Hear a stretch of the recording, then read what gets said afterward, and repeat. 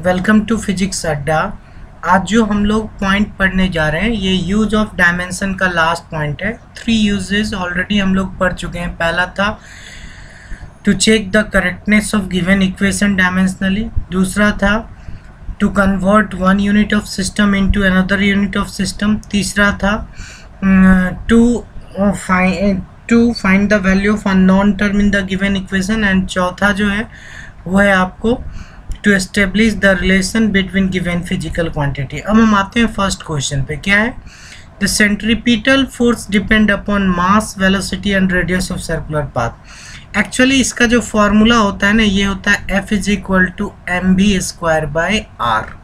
ये फॉर्मूला होता है, लेकिन आपको इसी फॉर्मूला को प्रूफ करना है बाय यूजिंग डायमेंशन। तो पहले देखिए, सेंट्रीपिटल फोर्स को F से डिनोट करेंगे। सेंट्रीपिटल फोर्स डिपेंड कर रहा है मास पे, तो मास पे पावर आप ले लें A, क्योंकि आप जानते हैं जब फॉर्मूला बनेगा तो वेलोसिटी पे कुछ पावर रह सकता है, मास पे कुछ पावर रह सकता है, रेडियस पे पावर, इसलिए M पे पावर A कंसीडर करेंगे। दूसरा पॉइंट बोल रहा है सेंट्रीपिटल फोर्स जो है वो डिपेंड करता है वेलोसिटी पे, तो V पे पावर B। एंड तीसरा जो पॉइंट है वो क्या बोल रहा है, सेंट्रीपिटल फोर्स डिपेंड कर रहा है रेडियस ऑफ सर्कुलर पाथ पे, तो R पे पावर C। अगर हम इन तीनों को एक साथ करें, from equation 1, 2 and 3, from equation 1, 2 and 3, तीनों से जाएंगे 1, 2, 3 से, तो क्या हो जाएगा इस केस में? इस केस में हो जाएगा F directly proportional to M पे पावर A, V पे पावर B एंड R पे पावर C।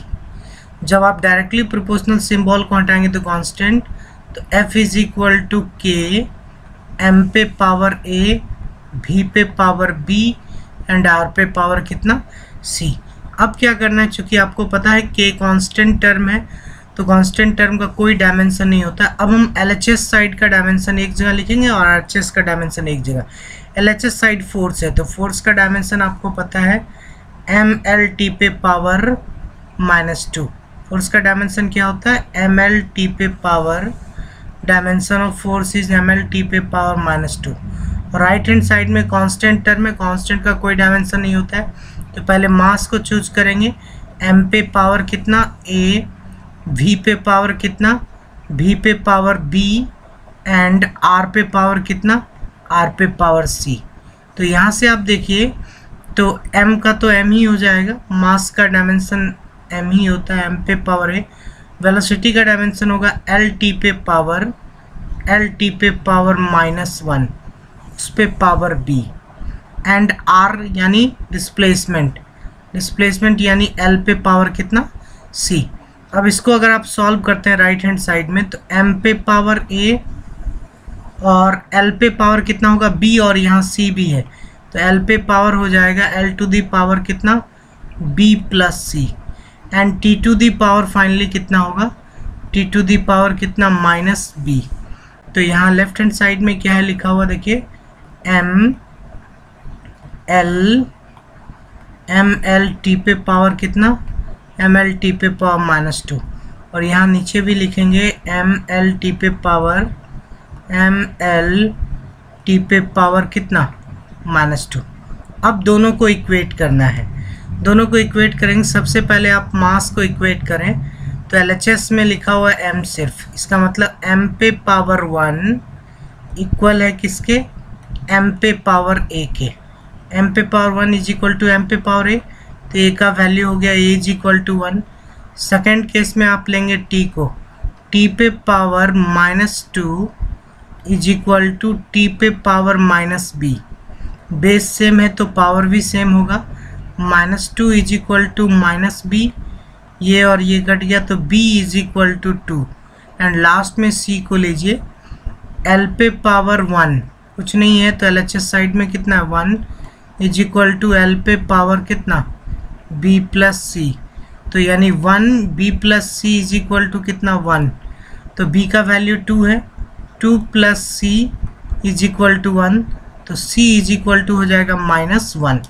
अब क्या करना है, इसका वैल्यू आपको इक्वेशन 4 में पुट करना है। ये जो आप लिखे हैं putting the value of ABC, ये इक्वेशन 4 है। यहाँ k का कोई वैल्यू कांस्टेंट होता है, कांस्टेंट को डायमेंशन से कोई लेना देना नहीं है। तो f इज इक्वल टू कितना हो जाएगा इस केस में, sorry f is equal to कितना हो जाएगा, देखिए ये हो जाएगा f इज इक्वल टू पहले क्या है देखिए इक्वेशन 4, ये है m पे पावर a, v पे पावर b और r पे पावर c। तो m पे power f is equal to m पे पावर कितना a का वैल्यू 1 है तो m1, ठीक है। v पे पावर b यानी v पे पावर कितना है 2 एंड r पे पावर c पे पावर कितना -1। जब इसको सॉल्व करेंगे फाइनली तो f इज इक्वल टू कितना हो जाएगा mv²/r। ये था फर्स्ट क्वेश्चन, ये था आपको to establish the relation between given physical quantity. और यहाँ हम लोग पढ़ रहे थे सेंट्रीपिटल फोर्स किस पे डिपेंड कर रहा है।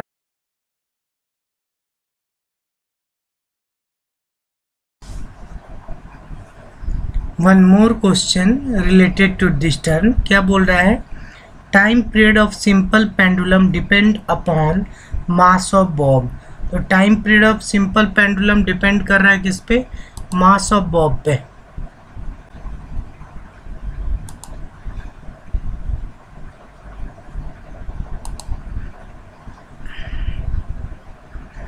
वन मोर क्वेश्चन, क्या है क्वेश्चन देखिए, time period of simple pendulum depend upon mass of bob. Time period को हम टी से इंडिकेट करेंगे। Time period of simple pendulum mass of bob पे डिपेंड करता है यानी m पे power a। And second one क्या बोल रहा है, it's length, time period of simple pendulum directly proportional to l पे पावर b। एंड थर्ड क्या बोल रहा है, acceleration due to gravity, time period of simple pendulum depend करता है एक्सेलरेशन ड्यू टू ग्रेविटी पे, उस पे पावर c। तो अगर हम यहाँ से जाएं फ्रॉम इक्वेशन 1, 2 एंड 3, कौन सा इक्वेशन लें, from equation 1, 2 and 1, 2 and 3, equation 1, 2 and 3 से जाएंगे तो क्या हो जाएगा, t directly proportional to m पे पावर a, l पे पावर b एंड g पे पावर c। इसको मान लीजिए, इसको एक डायरेक्टली प्रोपोर्शनल सिंबल हटाएंगे, कांस्टेंट यूज़ कर सकते हैं, t is equal to k m पे पावर a, l पे पावर b एंड g पे पावर c। ये हो गया इक्वेशन 4। अब क्या करना है आपको, LHS साइड का डायमेंशन पुट करना है और RHS साइड का डायमेंशन पुट करना है। तो हम डायमेंशन पुट करके देखते हैं। LHS साइड का डायमेंशन ऑब्वियसली t होगा, कांस्टेंट का कोई डायमेंशन नहीं होता है। मास का डायमेंशन हो जाएगा m, मास का डायमेंशन m पे पावर a, लेंथ का डायमेंशन हो जाएगा l पे power b and acceleration due to gravity का डायमेंशन होगा l t पे पावर -2, उस पे पावर कितना c। तो आप लेफ्ट हैंड साइड में ये लिख सकते हैं, अगर मास अवेलेबल नहीं है तो m पे पावर 0 लिखिए एंड l पे पावर कितना लिखेंगे 0 एंड t अवेलेबल है तो t रहेगा। और राइट हैंड साइड में क्या होगा, m पे पावर a और l पे पावर यहाँ पे b है और यहाँ c है तो l पे power b plus c and t पे पावर फाइनली कितना हो जाएगा -2c। अब आपको दोनों साइड को कंबाइन करना है और वैल्यू फाइंड करना है पावर का। तो t गिवन है तो पहले t का वैल्यू निकालिए, t इज इक्वल टू कुछ नहीं है तो 1 है और राइट हैंड साइड में t इज इक्वल टू कितना है -2c है। जब बेस सेम होगा तो पावर इक्वल होगा, 1 इज इक्वल टू -2c तो c is equal to -1/2, c का वैल्यू आ गया। अब आप l का वैल्यू निकालो, LHS साइड में l पे power 0 is equal to l पे पावर राइट हैंड साइड में है b प्लस c, इसका मतलब b प्लस c का वैल्यू किसके बराबर है 0 के बराबर।